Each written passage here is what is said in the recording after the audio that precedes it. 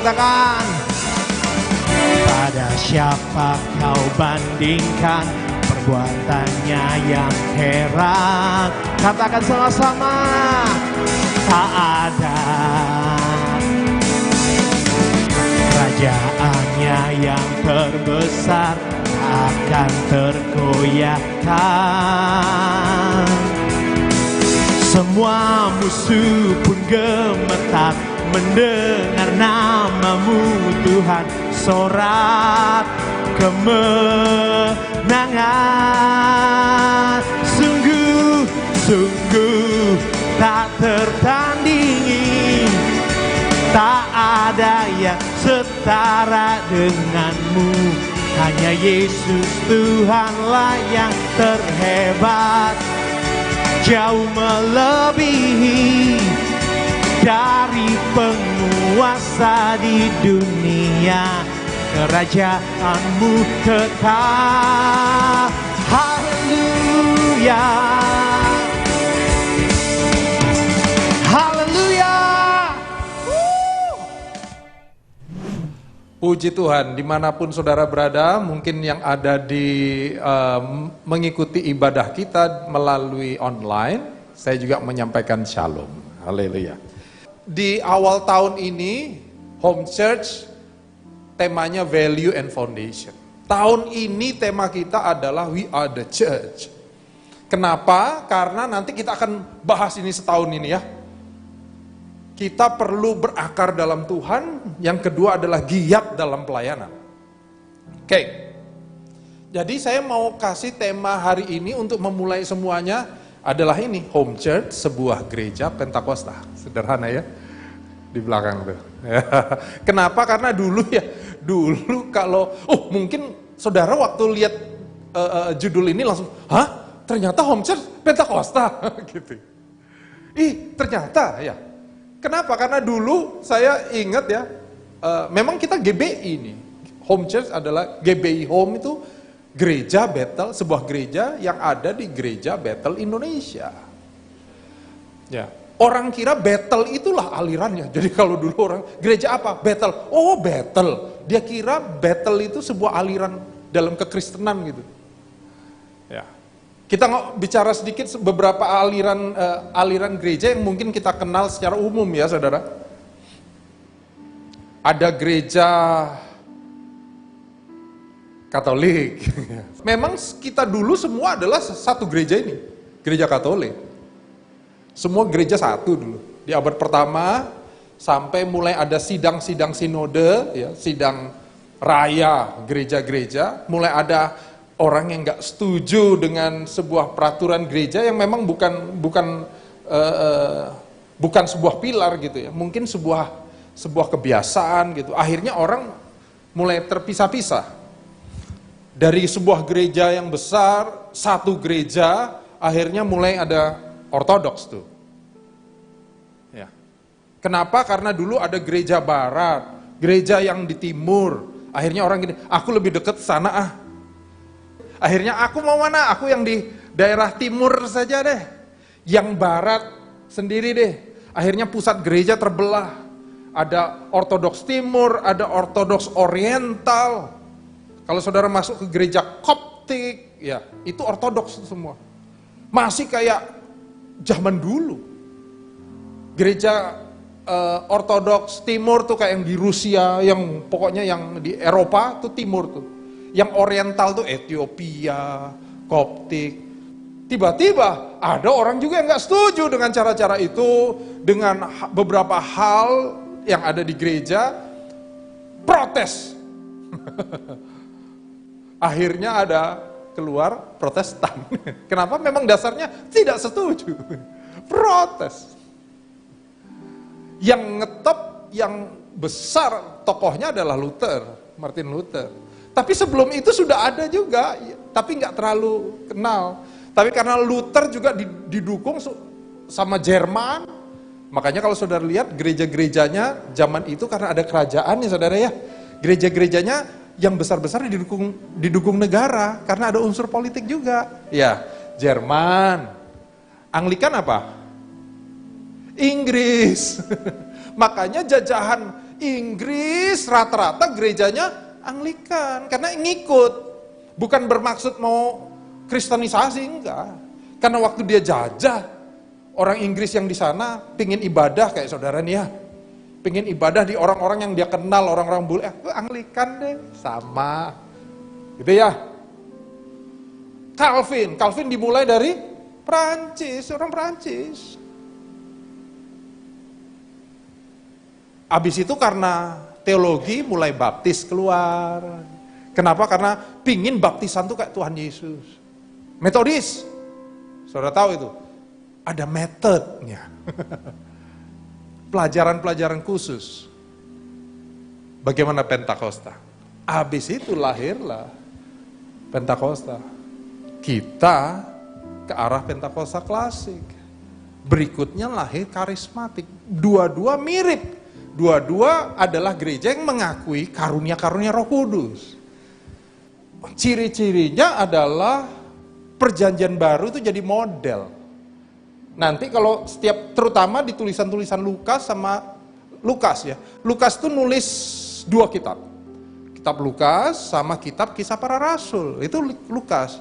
Jadi warnanya mirip ya saudara. Kalau baca kitab Lukas, habis itu baca Kisah Pasal, gaya bahasanya sama. Apa yang ditonjolkan di situ?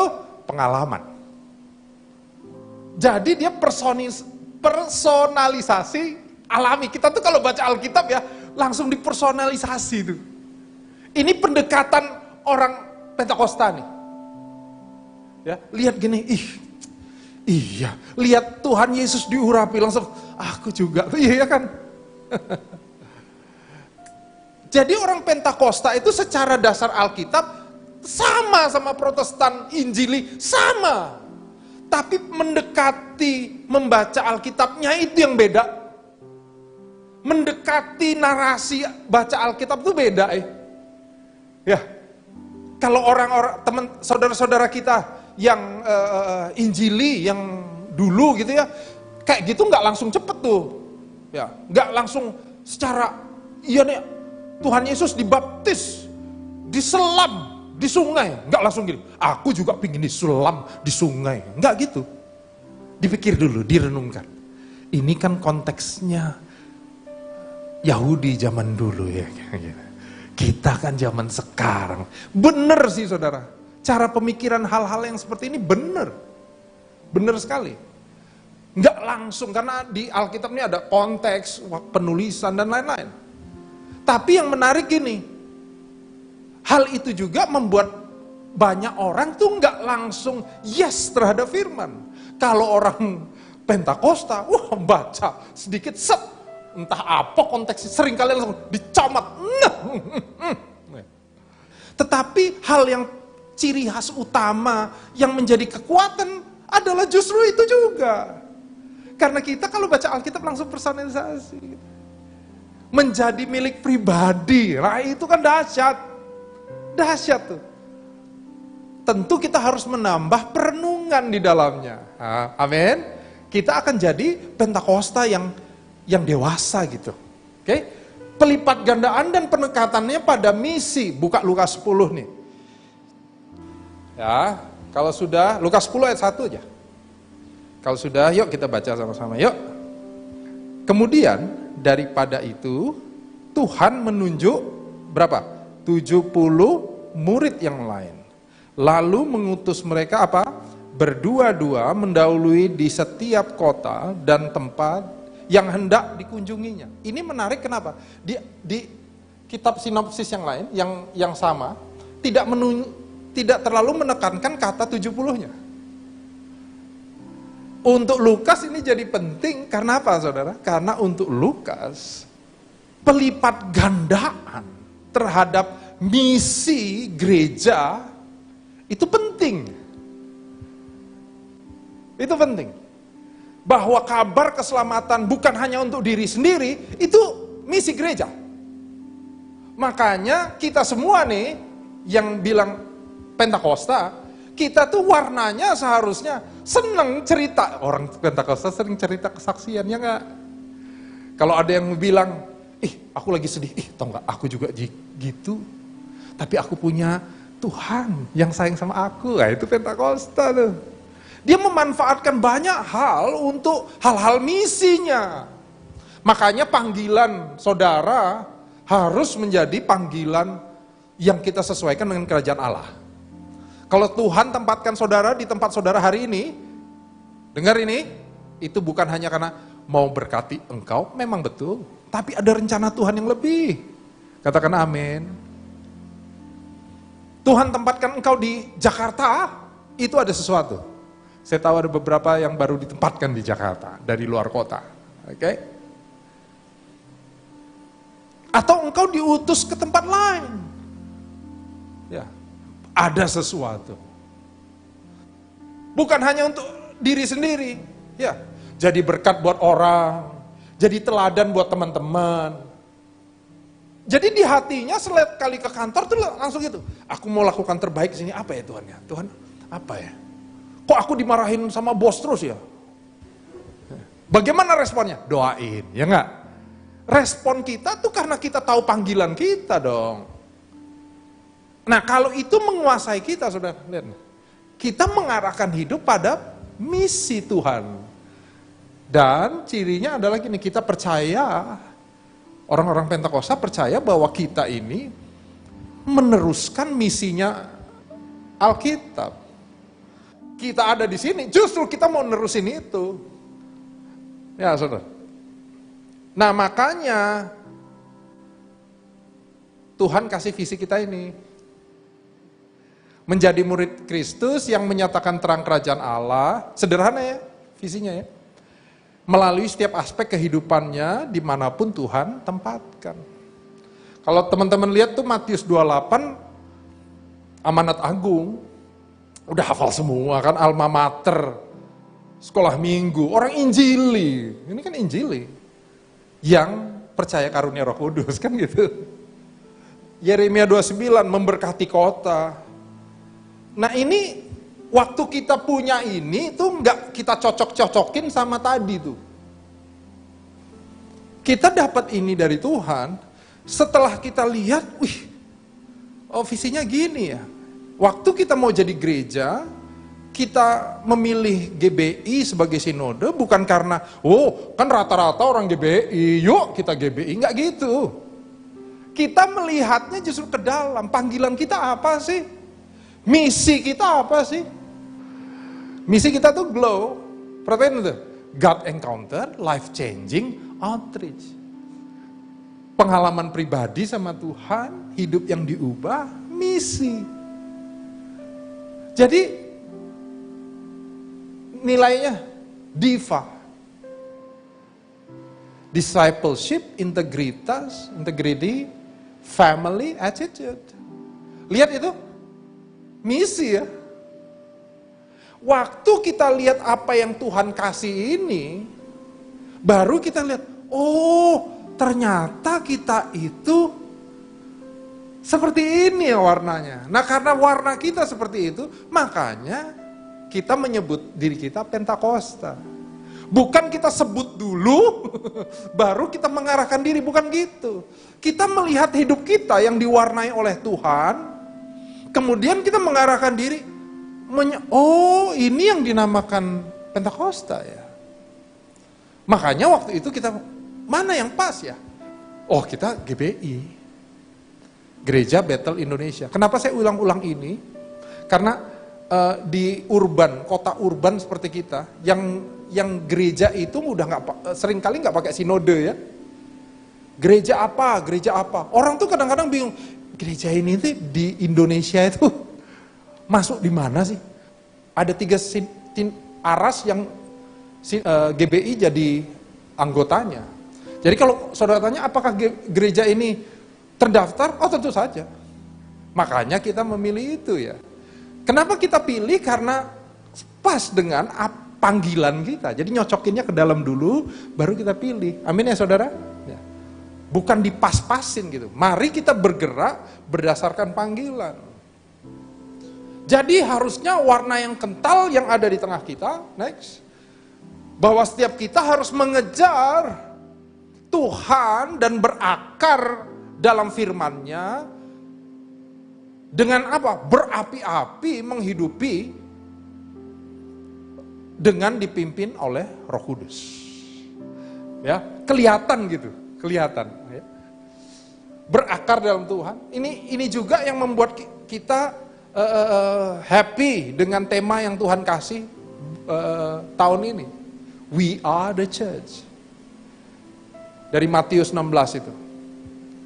Aku mau jadi gereja tuh, gereja kayak apa sih? Satu ya, berakar dalam pengenalan sama Tuhan, mengenal Dia. Kalau orang tanya, tuh bilang, Tuhan tuh jahat. Saudara dalam hati langsung, oh enggak, Dia baik. Kenapa? Engkau mengenal Dia, berakar dalam Tuhan. Ya.